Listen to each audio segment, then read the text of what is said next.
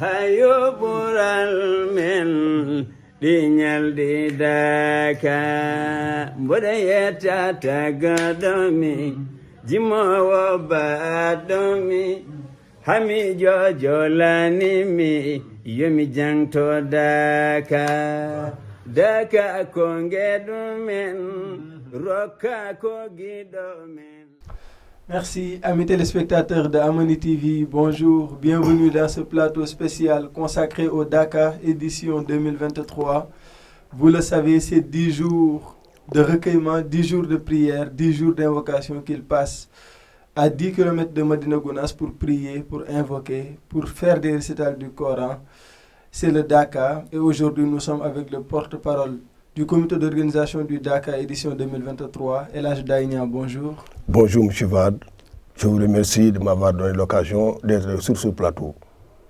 Merci beaucoup. Et la première question qu'on a envie de vous poser, c'est de savoir quel est l'historique derrière l'organisation de ce Dakar.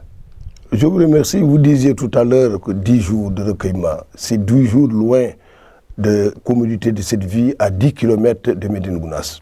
Dans cette forêt vierge, au milieu du parc Nyokolokoba. Thierno Mohamed Saïd radiallahu ta'ala anhu, né en 1900, a fondé Medina Gounass en 1935. En 1935, il est venu dans cet endroit vierge, où il n'avait rien, pas de nourriture. Les populations étaient un peu presque païennes. Thierno Mohamed Saïd se confortant des réalités de Médine El Hadj avec son guide religieux, Thierno Ali Thiam, a voulu perpétuer son action. En perpétuant son action, il crée les Dakar. C'est en 1942. Et à partir de ce jour, 1942 à 1962, les Dakar n'étaient pas annuels. C'est 2 ans, 3 ans, il le reprenait. À partir de 1962, quand certains de ses disciples ont assisté à ce Dakar, ils l'ont pris au sérieux et ils l'ont demandé de le perpétuer annuellement. Voici un peu l'historique du Dakar de Medina Gounass. Et c'est ça l'historique. Vous avez parlé tout à l'heure de Thierno Mohamed Saïdou Ba. Est-ce que vous pouvez revenir un peu sur cette personnalité? Oui, Thierno Mohamed Saïdou Ba est né à Kikité en 1900. Thierno Mohamed Saïdou est fils de Thierno Saïdou et la mère s'appelle Mam Haouli Ba.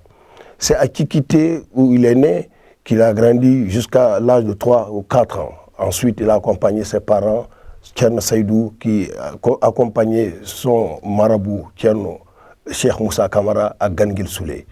Venu avec sa maman, c'est là qu'il entre à l'école coranique et à l'âge de 7 ans. Après avoir fait ses preuves dans cette étude, à partir de 18 ans, Thierno Mohamed Saïd entreprend de chercher la connaissance. Il émigre et va à Boki Diawé. De Boki Diawé à Nkidjilon. D'abord de Boki Diawé à Mbagne, ensuite à Dabé. À Dabé où sa tante enseignait le Coran, il l'a un peu initié à cette formation-là. Après cela, il revient à Nkidjilon. À Nkidjilon, il trouve un homme de Dieu, Thierno Ahmed Maktar Anne, Thierno Tilléré, connu sous le nom de Yorobal. Et quand il est venu, Yorobal était vieux, aveugle, mais plein de connaissances. Thierno Mohamed, c'est là qu'il a, pour la première fois, vu de vis le prophète Mohamed sallallahu alayhi wa sallam. Il est resté là 8 mois. Ces 8 mois, son guide spirituel et maître décède. Et de là-bas, il quitte Ngidjilon, s'en aille et vient s'installer à Thilogne. À Thilogne, Thierno Ahmed Baba Talla venait de s'installer il y a pas plus de 2 ou 3 ans, où il avait effectivement une grande école coranique. C'est presque une université. Il a enseigné le Coran. Thierno Ahmed Baba Talla. Il a enseigné le Coran. Et c'est d'ailleurs Thierno Ahmed Tidiane Won qui était à l'origine de sa venue à Thilogne, de son installation. Et Thierno Mohamed Saïd, qui fait partie des derniers venus au niveau de ce guide religieux, a trouvé le cœur de ce tome. Et parce que certains corvées, Thierno Ahmed Baba était obligé d'aller acheter du bois mort pour donner à la préparation de l'alimentation. Thierno Mohamed Saïd, lui, entreprend de le remplacer sur ce plan-là. Et il devient son ami, son compagnon. Et de là, après 8 ans, donc presque 9 ans d'études, Thierno Mohamed Seydou prend congé de son marabout et demande à aller à Kolda pour rendre visite à son oncle Thierno Oumar Touré. Il est rejoint par Thierno Amadou Baro. Là, ce n'est pas un fait de hasard. Thierno Amadou Baro avait reçu de ses maîtres, Cheikh Omar Al-Fouti Tall et Al-Hadj Malik, d'aller donner le secret à qui en a le droit. Et il trouve Thierno Mohamed Seydou.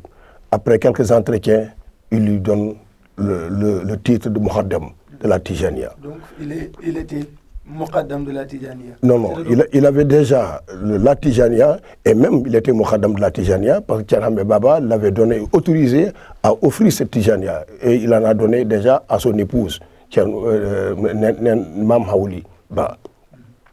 Mais après la rencontre avec Thierno Ahmed Baro, il quitte Kolda, va rendre visite à Al-Hadj Ali Thiam. Al-Hadj Ali Thiam lui demande de s'installer. Mais il n'a pas accepté immédiatement. Il est retourné à Thilogne pour demander autorisation à son maître. Et à Thilogne, son maître l'autorise 8 mois après.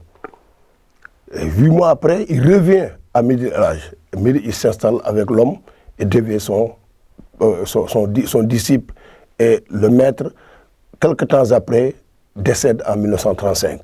C'est à partir de là que Thierno Mohamed Seydou Ba entreprend de trouver un lieu pour s'installer. Et Medi Gounass est le moment est venu. En 1935, il fonde Medi Gounass. Après avoir fondé Medi Gounass, il fallait trouver les armes de son installation, les moyens de s'installer, parce que c'est un terrain vierge, une grande forêt. Les populations ne sont pas habituées au travail dur. Thierno Mohamed Seydou, pendant longtemps, a cherché les voies et moyens de s'y installer. À partir de 1942, il trouve ce moyen, c'est d'installer des dakas, de défricher des terrains pour faire des champs. Et après la culture, après le défrichage, le soir, il s'installe pour donner des leçons à certains talibés et de convertir certains qui venaient, qui étaient païens, et d'autres, il nous donnait la Tijania. Voilà la naissance du Daka. Et de 42 à 62, le Daka n'était pas annuel. Et c'est à partir de 62 que le Daka est devenu annuel. Depuis 62 à nos jours, le Daka est célébré chaque année. Et les personnes ne sont jamais convoquées. Personne n'a reçu d'invitation. Les gens viennent d'eux-mêmes et ils s'installent. Après 10 jours, ils retournent. Et la date est prise à la fin de chaque Daka. On sait qu'à telle date, l'année prochaine, nous reviendrons ici. Et justement, le Daka draine des dizaines de milliers de fidèles qui viennent des 4 coins du monde. Le Daka draine des dizaines de milliers de personnes. Oui, ce phénomène, quand on l'explique, les gens ne pourront pas le comprendre de cette façon. Le Daka n'a jamais été publié, ou bien il n'y a jamais eu de publicité là-dessus. Au départ, on dit que dans les premières années, c'était entre 100 et 200 personnes qui s'installaient. Mais on voit que chaque année, 50% de ceux qui sont venus, il y a 50% qui saturent à cela. Cela veut dire quoi? Cela veut dire que les gens qui viennent sont eux même qui font la publicité de Dakar. Sont eux qui ramènent la bonne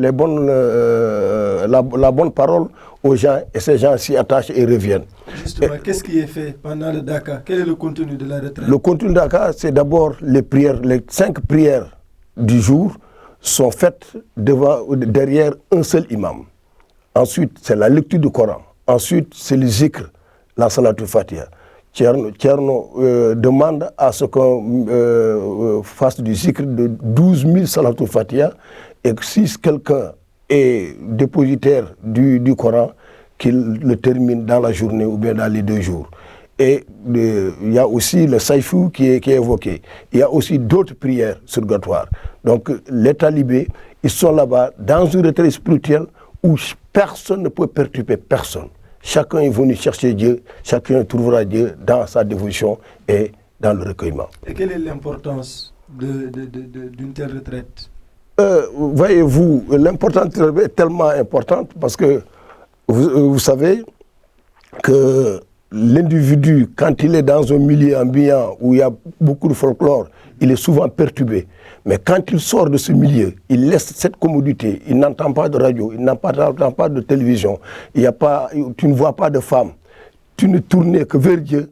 C'est un recueillement essentiel et important et que l'individu trouve le sens de sa connexion avec Allah subhanahu wa ta'ala. Et le prophète Mohammed sallallahu alayhi wa sallam, avant qu'il ne reçoive le message divin, il avait l'habitude de se retourner dans une montagne, dans une grotte, et c'est là que lui est apparu l'ange Gabriel Jibril pour dire que là il était seul, personne n'était présent. Donc c'est son recueillement à cet endroit-là qui fait que Dieu a choisi le prophète Rasulullah sallallahu alayhi wa sallam pour lui donner le message divin et lui transmettre le Coran. Et c'est en ce moment qu'il est devenu le prophète de l'univers. Des hommes de Dieu comme Mohammed, c'est du même genre. En faisant cette retraite hors des communautés de cette ville, il donne l'occasion aux gens de n'entrer en relation avec personne qu'avec leur Dieu. Ils ne sont perturbés de rien. Ils ne pensent à rien. Ils ne pensent même pas à leur famille qu'ils ont laissée derrière. Moi, j'ai fait le Dakar à une année. Je croyais que j'étais détaché du monde. Je n'avais rien à penser qu'à voir Dieu, qu'à regarder Dieu. Et cette communion, elle est unique. Et si ce jour-là, quelqu'un te dit que j'ai vu Dieu, moi je peux préciser qu'il a vu Dieu parce qu'il était en interconnexion avec le divin.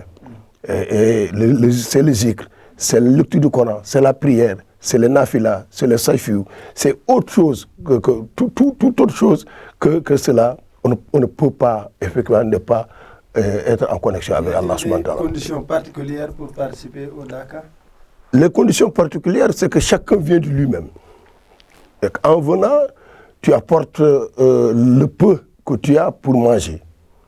Tu apportes ta nappe de prière. Tu apportes une couverture et tu couches à même le sol. La particularité, c'est ça. Maintenant, au plan de la nourriture, au départ, il y avait des difficultés. Pour même prendre du lait, il fallait trouver du miel pour y mettre. Il n'y avait pas de sucre.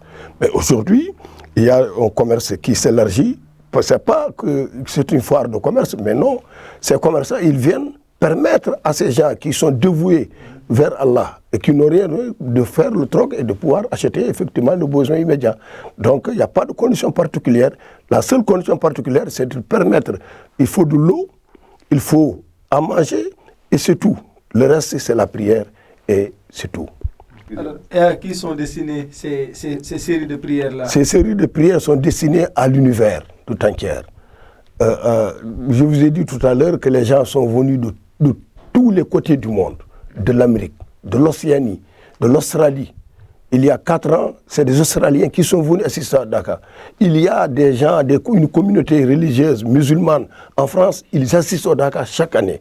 Et il y a tous les pays d'Afrique, ils viennent des personnes qui sont originaires de ce pays et et non, nous-mêmes qui avons émigré là-bas, nous quittons ces pays pour revenir uniquement pour le temps de Dakar et retourner dans ces endroits.